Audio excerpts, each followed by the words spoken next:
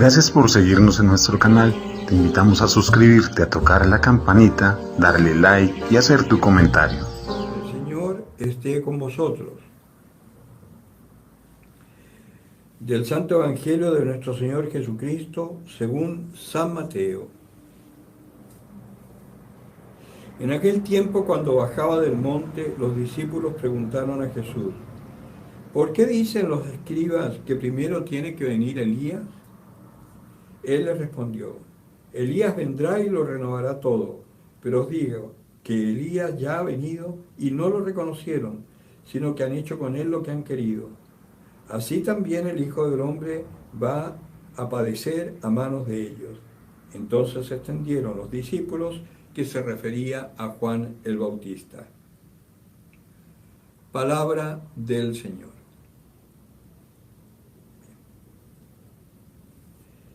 En esta palabra hay algo que puede mover a confusión en cuanto a esto de que Elías vendrá, Elías vino, y muchos dicen, es que eso es la reencarnación. Pero no es así. No es que Elías haya reencarnado en Juan Bautista, sino que en cada generación se dan ciertos espíritus, ¿no?, a ciertas personas, ¿no?, que han sido elegidas por Dios para que se mantenga vivo ese espíritu. Y en el caso de los cristianos, cada uno de nosotros podemos ser otros Cristos por el bautismo, por este Espíritu de Dios que hemos recibido.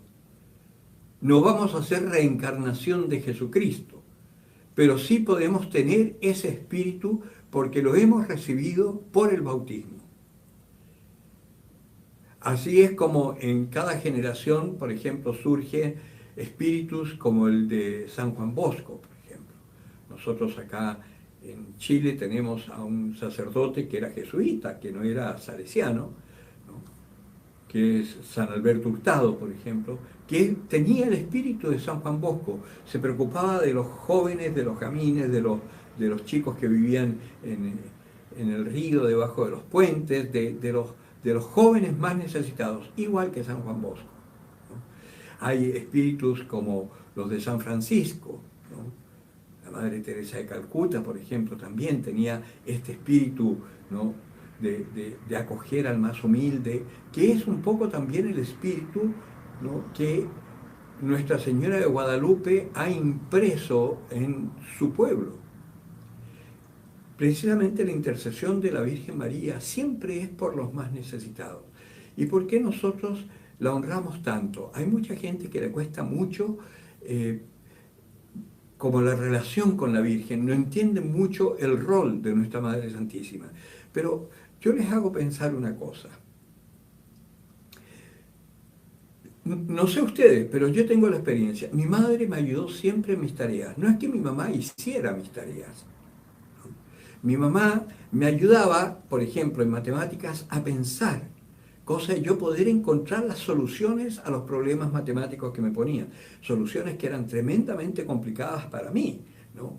Sumar 425 más 1832, me costaba horrores. Y no les digo nada multiplicar 584 por 237. Eso para mí era algo absolutamente fuera de mi alcance. Y mi madre, con santa paciencia, me ayudaba a que yo pensara cómo era que me habían enseñado en el colegio para poder hacerlo. Pues de esa misma forma, la Virgen María nos ayuda a nosotros a descubrir cuál es la misión, el carisma que Dios nos ha dado principalmente. Nos da muchos carismas, pero hay uno que siempre domina, para que podamos hacer aquello que el Señor quiere que hagamos en primer lugar. No es que hagamos solo eso, pero en primer lugar. Pues bien, de esa misma manera, ¿no?, este espíritu que se nos da nos lleva a realizar cosas, ¿no?, que a veces el mundo no entiende, pero que si nosotros estamos conectados con el Señor, vamos a hacer la voluntad de Dios, aunque muchas veces el mundo no nos entienda.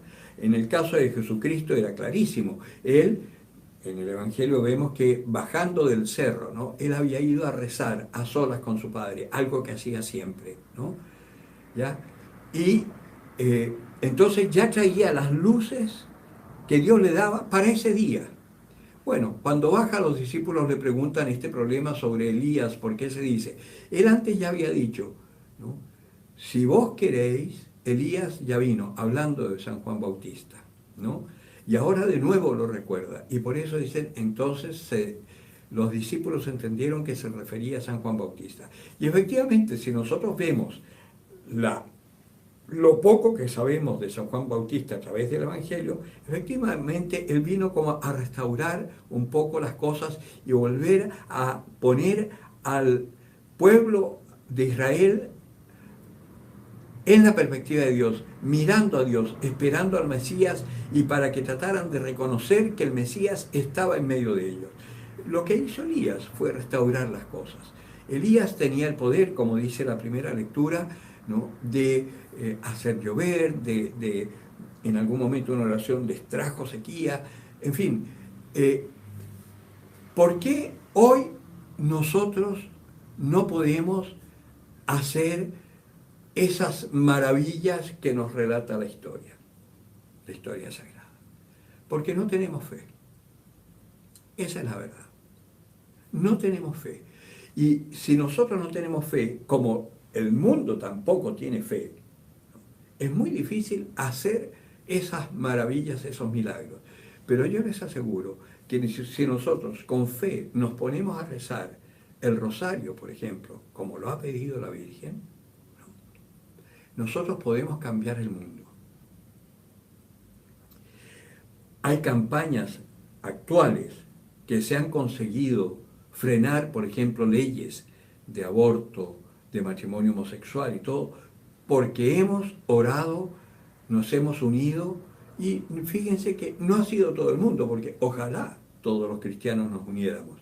A mí me impresionaba que en los días pasados, cuando hubo una cierta libertad condicional, ¿no? Los restaurantes estaban llenos. Habían, como había que hacerlo al aire libre, se pusieron sillas y mesas en las plazas y todo, y estaba lleno. Por donde tú pasaras que había un restaurante, estaba lleno de gente.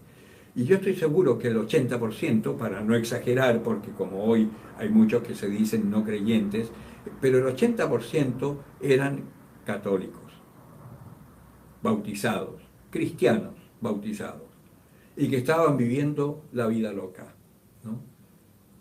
Como si nada sucediera, sin preocuparse siquiera del problema tremendo que está viviendo la humanidad en este momento, sin preocuparse de la pobreza, de la cesantía de tantos, de la quiebra de muchas pequeñas empresas y grandes también, viviendo la vida loca. Yo tengo plata, yo voy al restaurante y lo paso bien chévere, ¿no?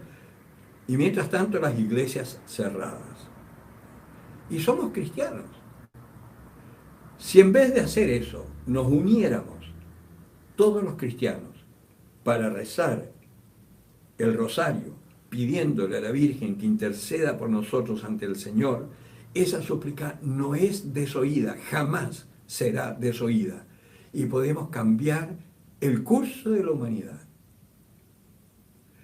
Parece exagerado lo que digo, pero la oración del rosario, si la hacemos con fe y nos unimos a rezar, no hay nación unida que tenga más poder que nosotros. No hay Club Hildenberg que tenga más poder que nosotros. No hay reino unido que tenga más poder que nosotros. Si nosotros nos unimos, ¿no? Nuestra Madre Santísima nos ayudará en la tarea, intercederá por nosotros ante el Señor, y el Señor nos dará todas las gracias que solicitamos, especialmente si es por amor al hombre. En esta fiesta entonces recordemos lo que el Señor nos está diciendo. En el Salmo responsorial le pedimos: Dios del universo, vuélvete, mira desde el cielo, fíjate, mira cómo estamos sufriendo, mira cómo estamos siendo oprimidos por fuerzas que no te aman, anticristianas, ¿no? Para llevar a cabo sus planes de sojuzgar al hombre y de meternos en una disciplina en donde tú no vas a estar presente, Señor, no lo permitas. Oremos, hermanos, por eso, ¿no? Y no tengamos miedo de anunciar al Señor. No tengamos miedo de vivir nuestra fe y de proclamarlo sin temor. Que recibiremos persecución, seguramente. Y que algunos también serán llevados a las cárceles, probablemente. Y que otros perderán la vida por anunciar el Evangelio y por mantenerse firme en su fe, probablemente. Los tiempos como vienen nos pueden hacer presumir que esto puede llegar a suceder. Pero, como dice la Escritura, la oración de los justos acelerará la venida del Señor, la venida de esta nueva Jerusalén que se nos ha prometido, en donde volveremos a vivir, a reinar la paz, a vivir en armonía. ¿Por cuánto tiempo? Por lo que el Señor disponga. Por eso, ánimo.